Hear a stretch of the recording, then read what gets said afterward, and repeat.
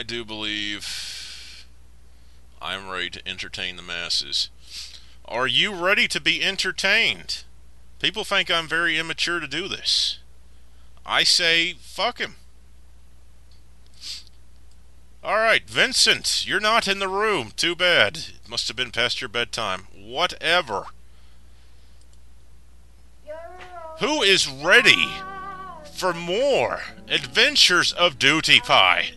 Before we begin, warning, the following fanfiction featurette which you are about to partake your ears in features audio depictions and suggestions of generally inappropriate materials.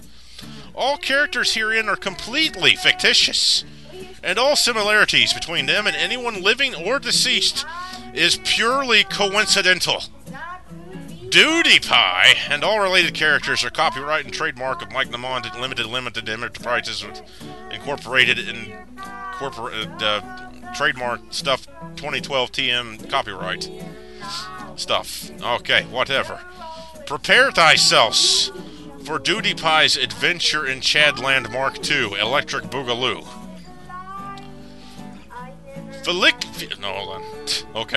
Felixio, the Swedestanian man, formerly known as DewDiePie on the internets, was happily married with the love of his life, Marzipano. Not really, he married Chad. They were super famous adult diaper testers known worldwide. Life was going good for them, as their careers as models skyrocketed, and they lived a life of luxury in a fancy mansion. Not to mention they could get together on the bed as much as they wanted. For diaper play, of course. But one day in the lovely land of Barrel Acres Mansion, the two diaper extraordinaires were about to get the squeaking started, just as the butler, Julian, ran in with urgent news. Ah, you interrupted our fun time extravaganza, you klutz, yelled Chad in disapproval. He was panting in exhaustion, having shaken a rattle quite vigorously just moments before, if you get the entendre. But whatever, he leaned on the floor, trying to get the urgent news into his ears.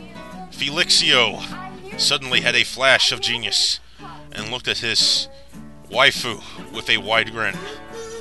They pulled off the butler's pants and started to stick their baby bottles into his not rectum, taking turns at the sweaty action. Because, you know, Julian, he had two mouths. And the top one he liked to eat solid foods from. And the bottom one, well, he had to be bottle fed. That's just how it works. He was a very eccentric butler. They were definitely not shoving dicks into his ass. That was not happening. Not at all. This is for interrupting our fun, Julian, said the Swedestanian man, with disgust. Although he was also slightly amused. Oh, stop, screamed the butler, not again. He pulled the horny men because they were wearing little costume devil horns on their heads because they were naughty boys. He pulled them off and away from his buttocks. This is serious, he said as he pulled his pants up. You know your evil twin Belix, also known as DewDiePie? Asked Julian. The two men stopped dead in their tracks and nodded furiously. Well, he has escaped from the evil Swedestanian prison of Kazakhstan and is now on the run, and after you for putting him in there. They gasped and shocked. We have to stop him, said Chad with urgency. But how? Felixio fought for a moment. His weakness is square boxes, but we don't. Suddenly, a blue-skinned tall man came crashing through the window, wearing a ripped-up jail uniform. Welcome to die, exclaimed the evil villain between his pants. Why was he? Oh, that's right, of course. His mouth is in his groin. I forgot. He has the same ailment as Giuliano does, except instead of the rear, it's in the front, I guess. He ran over to the two men, and just as he was about to grab them, Twilight Sparkle bursted through the door. "Stop right there, vile beast!" exclaimed the pretty pony. She shot out a beam of elemental harmony, and the beast was doth vanquished. "Thank you, Twilight," said Chad as he hugged the purple pony completely non-sexual-like.